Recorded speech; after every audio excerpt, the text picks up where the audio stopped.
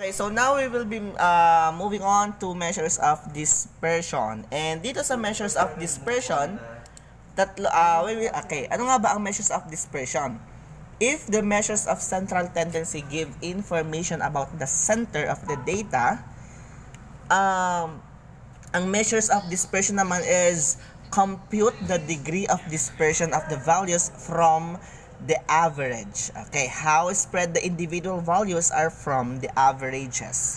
So that is the measures of dispersion or variability. So compute the degree of dispersion of the values of the average. And tatlo ulit, kung sa measures of central tendency we have 3, the mean, the median, and the mode. Dito naman sa measures of dispersion or variability we have another 3. Ano kayo mga yon? Anyone? Ano yung tatlong yon?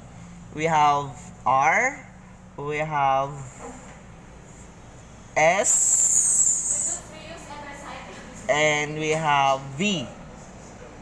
R, S, and V. Yes, yes, Shamil. Ano yon? Ano? Pakiulit, Shamil.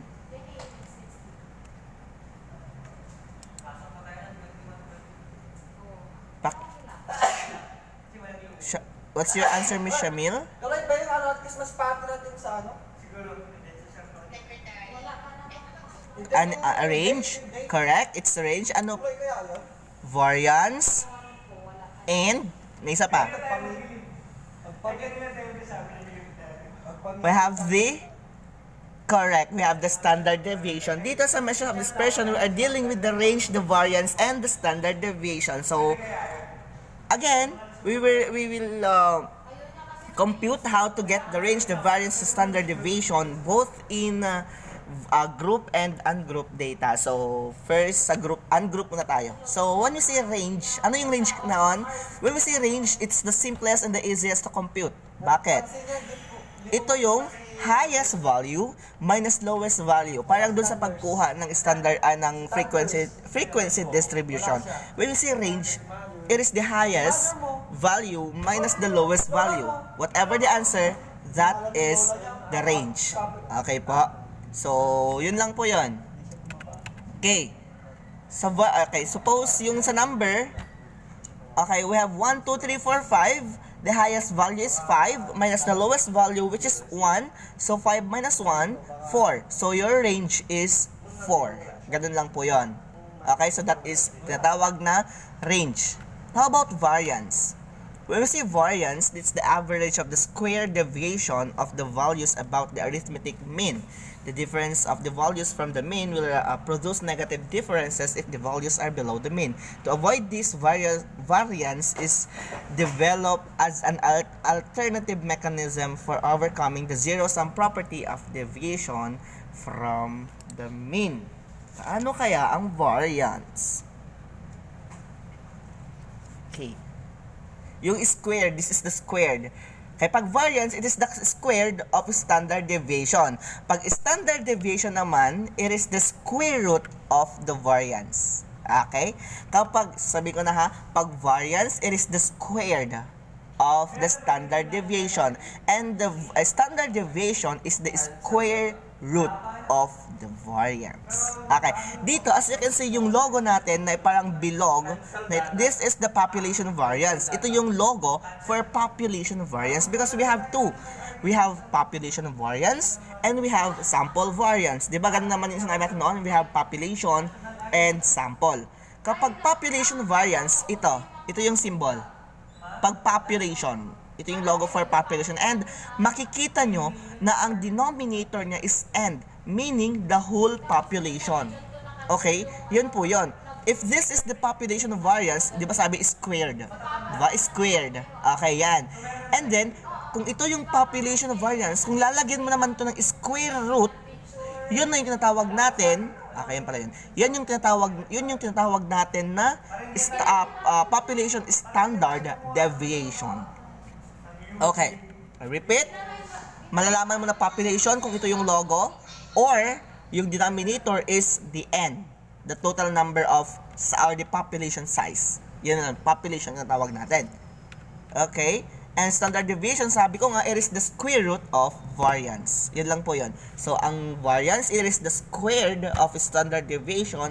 And the standard deviation, it is the square root of variance. So, ito, as you can see sa symbol, or doon sa formula sa variance kanina, is ito lang, di ba? Ito lang. Walang square root. So, ngayon, pag mag-extract ka ng square root here, since we are dealing with equality, whatever na ilagay mo dito, ilalagay mo dito. So, pag mag-extract ka ng square root dito, maglalagay ka rin dito to make it equal, to make it balance. So, cancel. Ang naiwan is this one, the logo, or the symbol for population. And then dito, may square root. So, this one is equal to this one. Ito na ngayon yung formula for population standard deviation. So, most of the thesis, we are using the sample standard deviation and the sample variance. Pag sample variance naman, it is denoted by S squared. Kung yung population is yung parang the circle, the O squared, pag sample naman, we have the S squared. And as you can see, the denominator is not N, but the N minus 1. Kasi all sample lang nagma-minus tayo, not the total size, but it's just the sample. So mayroong constant na minus 1. Okay, these are the formula for variance and standard deviation. So, see the difference. Ganun lang din. Ano yung X na may bar dito? It is the mean. So first, compute mo muna yung mean before you will get the standard deviation and the variance. So, dito madali lang to. Once na tama mo yung variance, square mo na lang. Square root mo tong sagot mo dito. Yun na yung sagot mo sa standard deviation. Yun lang yon. Okay? So, let's try. Example, a sample of 6 street vendors along San Pedro Street were surveyed and obtained their average daily income as follows. We have 560 pesos, 320 pesos, 440 pesos, 650 pesos, 200 pesos, and 490 pesos. Now, compute the variance and standard deviation of their income. So, before we proceed in solving the variance and standard deviation now, I would like to ask you, what is the mean? So, balikan natin yung past topic natin. Ano yung mean dito? Kasi dito pa lang sa example to, pwede nyong hanapin yung mean, median, mode, range, variance, standard deviation, and so on and so forth. Okay, so ngayon, what is the mean? Para tingnan ko, sure kayo? Sige, try ko. I have here my,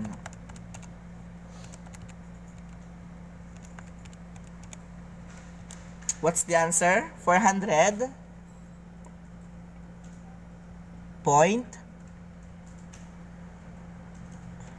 correct. It's 443.33. So that's the mean. How about the median? Median. So 6 siya, 6 data. So dalawa, the two middlemost number. So we have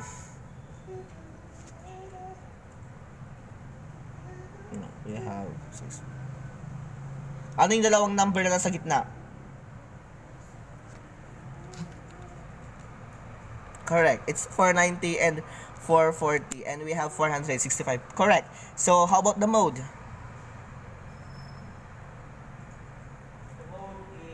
How about the mode? Ano yung mode natin? Does not exist or no mode. Correct. Diba? Ang galing. So, now, let's compute for variance. Ay, yung range muna. Range is the highest value minus the lowest value. So, ano yung range natin? The range is 450. Correct. We have 450 because the highest value is 650 pesos and the lowest value is 200 pesos. So, we can get an answer of 450. Now, sa variance na tayo. Okay. Sabi ko kanina, compute nyo muna yung mean. Okay, so ano yung mean natin kanina? We have 445. Now, 400, dito tignan nyo, kahit dito sa first row na to, kahit may negative, okay lang. Okay? Sir, bakit nag-negative? Baka mali, hindi. Ito, this is the mean. Yung may guhit sa tuktok ng X, we have the X bar. This is the mean. And ang X, itong income. Itong mga numbers here. Hindi siya nakagroup ha. Baka sabihin nakagroup to, hindi nakagroup. Nakaganyan lang. Tinable lang natin.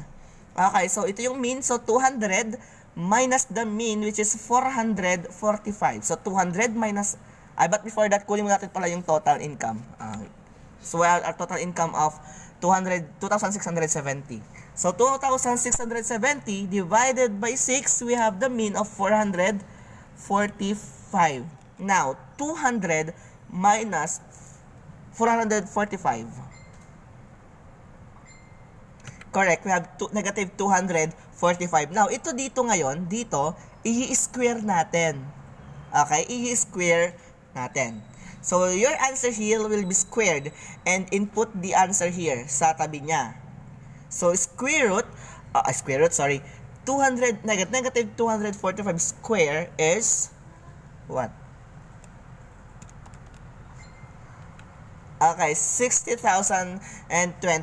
So, always remember, lahat ng number, lahat ng even number na exponent, even if it is negative or positive, ang magiging resulta is positive. So, negative times negative, we have positive. So, as you can see, from negative 245 square, magiging 60,025. 60,025. Okay, so, same process hanggang sa dulo. So, 320 minus 445, we have 125. Negative 125, I should say. And then, negative 125 square, we have 15,625. So, 440 minus 445, we have negative 5. And negative 5 squared is 25. 490 minus 445, we have 45. And 45 square, we have 2025. 560 minus 445, we have 115. And 115 square is 13,225. And 660 minus 445, we have 215. And 215 square is 46,225. Nagets po ba yung process?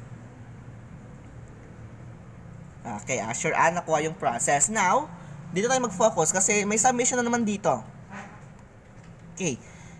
Itong 6, i-add natin to kasi may symbol ng summation dito. So, i-add natin to lahat. And the answer is? What is the sum of the left part, the right part na row? It is, tignan natin. It is 137,150. Correct.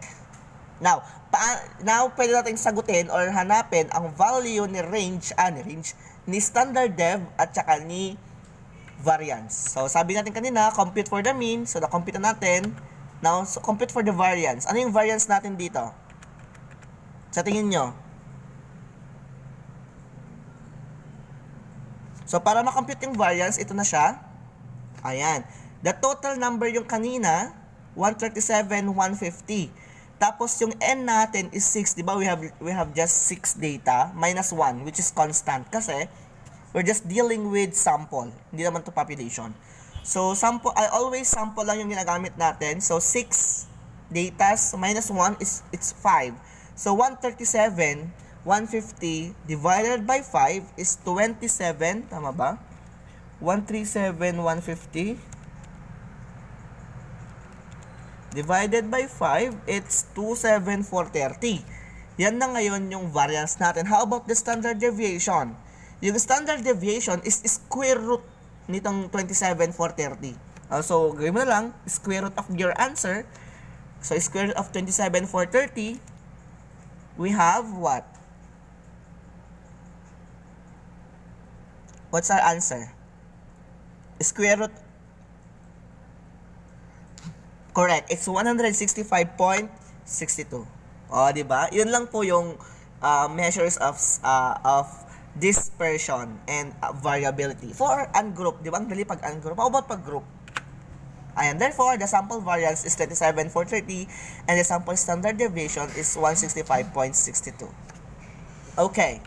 Now, how to compute for sample variance and sample standard deviation for group data.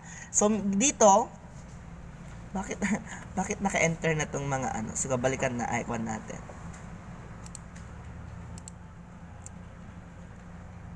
Sige, tanggalin ko to. Ayan. So, nakikita pa rin kahit maliliit? Is it visible? Okay. So, visible naman. So, first, pag group na, madali na naman to, pero may mga nadagdag lang. Ito lang yung mga nadagdag na table for computing variance and standard dev. Itong 'di ba ito naman pag kumuha tayo ng mean, 'di ba dalawang table ang kailangan natin? Ito lang. Okay, so kailangan to so magiging 5. Ayan. So, given na si class frequency at saka si frequency, and hanapin natin, to nagbaliktad lang to. Dapat si FXM yan para maayos yung gawa. This is XM. This is the class mark, 'di ba? XM class mark. So, ano yung class mark natin from 28 to 29?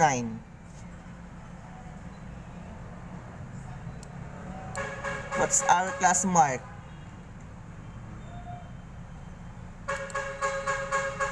I-add mo yung 28 and 29 divided by 2, we have 28.5. Class mark ha, yung gitna. Okay, we have 26.5. Nasusundan nyo ako? Okay, we have 24. Okay, copy ko na yan dito. So, may sagot kasi dito. Tinanggal ko lang para mas, natin. Ayan.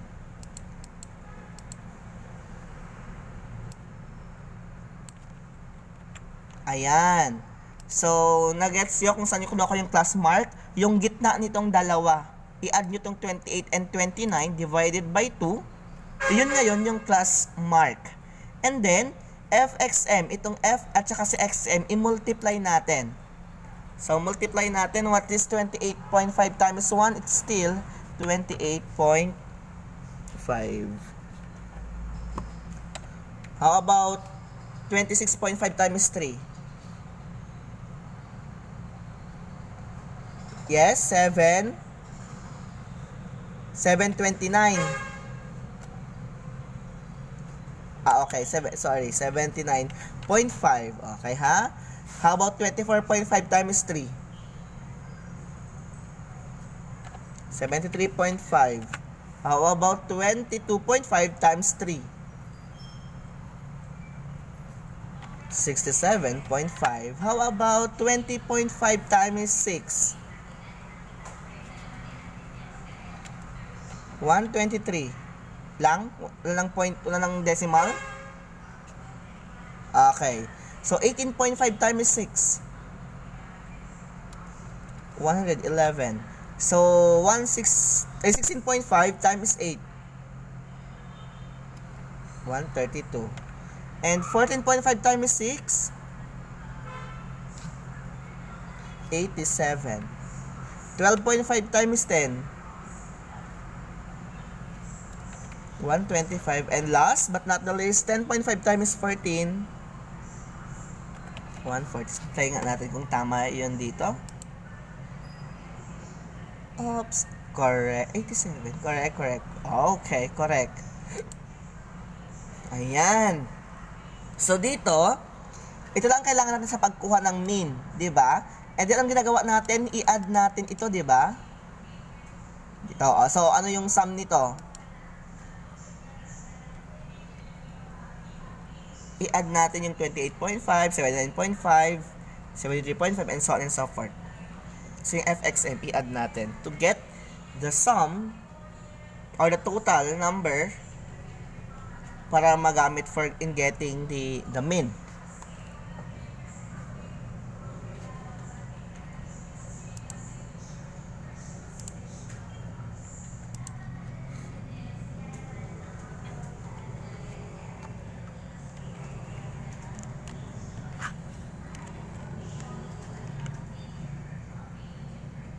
$974. Now, ano ngayon yung mean natin? Di ba ang mean natin is this one is divided to this one sa total number ng n, di ba? So, 974 divided by 60. Ano? 16.23. Yan. Okay. So, tama. 16.23, 974. Tama. Now, dito na tayo. Sa may mean na tayo. Sa pwede tayong, ito dito kasi, dinagdagan ko na lang ng mga ganyan para mas madaling intindihin. Itong XM, is syempre itong XM na to. At itong MN na to, this is mean. Okay? Ginawa ko na lang na mean. Parang sounds like, ganon. MN means mean. Para mas madali natin, hindi natin makalimutan. Okay. And then, yung sagot mo dito, is i-square mo dito. At yung sagot mo dito is i-multiply mo sa frequency. And then i-add mo lahat to, yung andito. And then whatever this one, i-divide mo na ngayon sa kung ilan ito minus 1. Kasi we are dealing with sample. So, kumbaga ang sagot ito is 1 million and then 60 minus 1 and then ayan na yon. Okay? So, sige, gawin natin. XM minus MN. 12.27. Tama? Is that correct? Yan. Okay. And then, i-square mo na yan. I-square natin. Direct mo na i-square.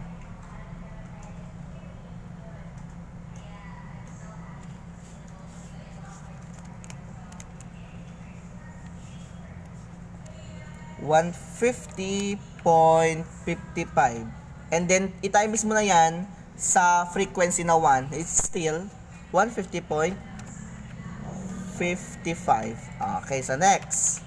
How about this one? So, okay. So, 26.5 minus 16.23. What's the answer?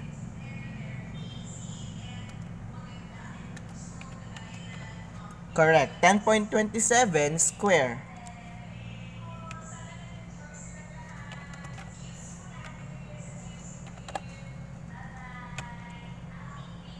Correct. And then 105.47 times 3 na frequency.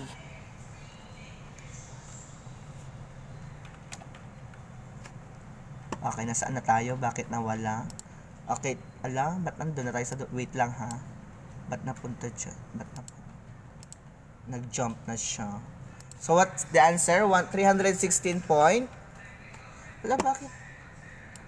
Okay, tama. It's 316.42.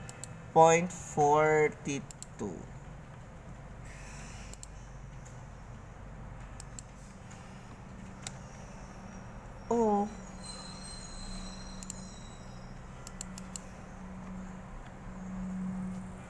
Nyamot. Wait lang ha, nagkakalta yung error.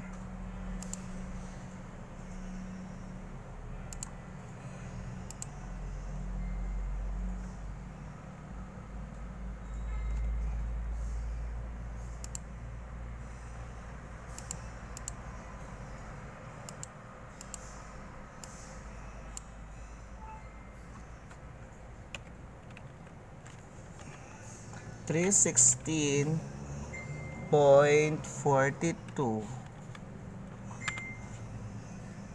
Oh, nag-lag. Wait lang yung PowerPoint natin.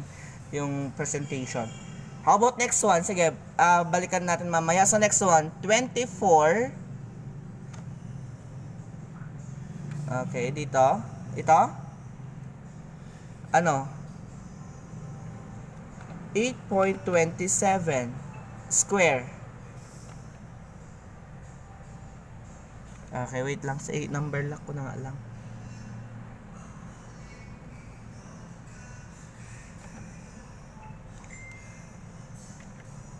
Ano, 5 po. Ano to ulit dito? Ulit dito, 8.57. Okay, 27. Sorry. And then, square. 68.39. And then, times the frequency. We have 205.17. Yung iba nakakasunod naman, maliban kila Jeline, kila yung mga nagre-recite, sila Shamil, Sila, okay, Marimar. How about the boys? Okay, very good, very good. So, yes, yes, Jacob? Paano nakuha yung mean? Okay, paano nakuha yung mean? This one. So, kunin mo yung class mark nito. So, paano kunin yung class mark? I-add mo tong dalawang number and then the answer will be divided by 2. At nakuha tong 28.5. Sorry, this one, 28.5. Now, this 28.5, gawin mo to gawin mo na yan hanggang sa baba. Tong 28.5, i-multiply mo sa frequency na 1. Kaya nakuha tong FXM na ito. Same true here, same process here hanggang sa baba. Now, after that, i-add mo lahat to. I-add mo tong FXM from here down here. And then the answer of this one will be divided with the total number of frequency, which is 60. Kaya 974 divided by 60 is 16.23. Now, itong XM na to, na given naman na nahanap natin, i-minus mo sa mean na ito, at ito yung magiging resulta nito. At yung resulta nito, i-square mo, ay ito nang lalabas. The squared of this one is equal to this one. And then, kapag nakuha mo na to, i-multiply mo to sa frequency at makukuha mo ito. Okay? So, this is, ito yan. Ito na yung kabuuan lahat. Okay? Try nyo na lang ulit ito. Ito naman, i-try nyo na lang i-solve, kompletuhin if you want, para ma-exercise yung paano i-solve. Pero yung total nito, ito na siya. Kapag na-compute na. Ayan. So, after that, suppose nakuha natin lahat, i-add mo lahat to. Summation nito, i-add mo lahat yan para makuha ito. Okay? Then, add slide tayo. Nagets ba kung paano nakuha tong 1547.56? Okay.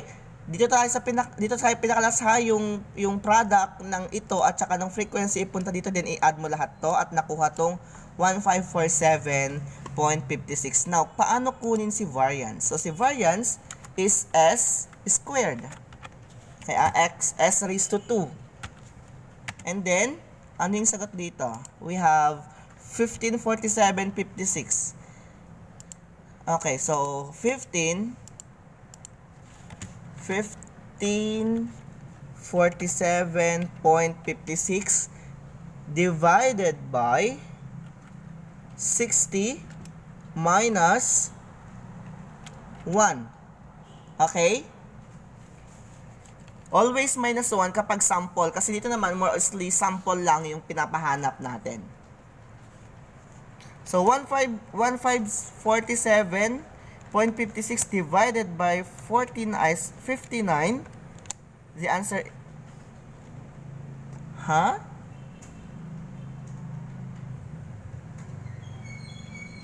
26.23. Round up tayo.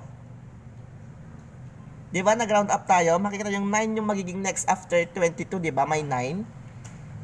Okay. Nagets ba?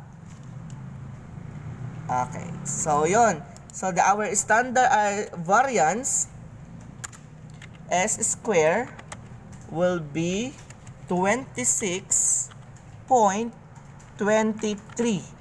How about the standard deviation? Okay. Lagyan natin dito. Lagyan natin ng variance.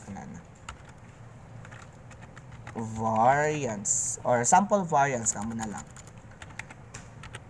Sample variance. Now, para naman makuha yung standard deviation, i-square root mo lang yan. Okay, square root. So, kapag mag-declare ng square dito, magiging S na lang. S is equal to, walang symbol ng square root. So, add tayo. Insert symbol. Equation.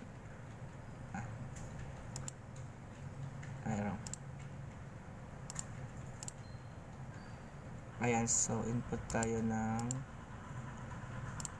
square root of 26.23.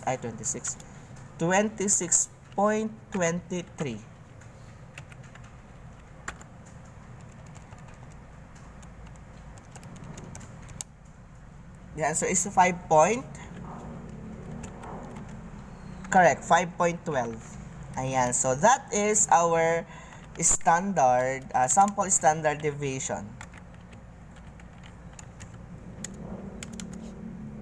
Sample standard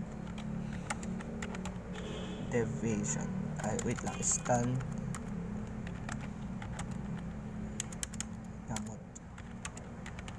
ayan, standard dev. Okay. May sample na tayo ng variance at saka standard dev. Paano naman hanapin yung range? Okay, range ng group data. Okay, range for group data.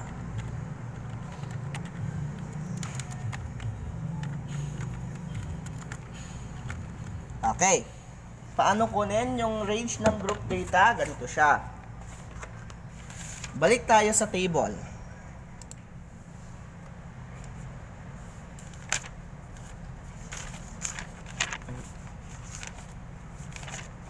Para kung makuha yung group data, yung ang tawag dito, range ng group data, kunin mo yung ito yung magiging formula natin for group data. Nang kuha ng range siya. Kasi yung kanyang tinuro ko kanina, that is for ungrouped data lang yon. So, syempre pag may group, may ungroup din. Ay, pag may ungroup, may group. So, this will be the formula. So, R or range is equal to UB minus LB. Upper boundary minus lower boundary. So, saan makukuha si upper boundary? Si upper boundary ay makukuha doon sa upper boundary ng upper limit. So, ito, andito. Dito ka lang mag-focus ha. Dito ka lang at saka dito. So, upper boundary. Dito siya, sa upper limit. Upper boundary ng upper limit. Okay, so 29, pag lower limit, minus 0.5. So, pag upper boundary is plus 0.5. So, the upper boundary of the upper limit, which is 29, will be 29.5. Okay, so, range is equal to 29.5 minus the lower limit ng lower boundary. Saan dito siya? Sa may 10. Okay? Dito naman siya. Lower limit ng lower boundary. Lower boundary, rather, ng lower limit, which is 10. At kapag lower limit ang pinag-uusapan, minus 0.5. So, 10 minus 0.5, we have, correct, 9.5. And subtract natin yan, 29.5 minus 9.5. Correct. And that is 20. Yan na ngayon yung range natin. So, these are the range, the standard dev, and variance natin. So, ito yung tinatawag nating measures of variability or dispersion. So, ganun lang kadali yung pagkuha ng standard dev, range, at saka variance ng group at ungroup data. So, nagets po ba? O, di ba ang bilis natin?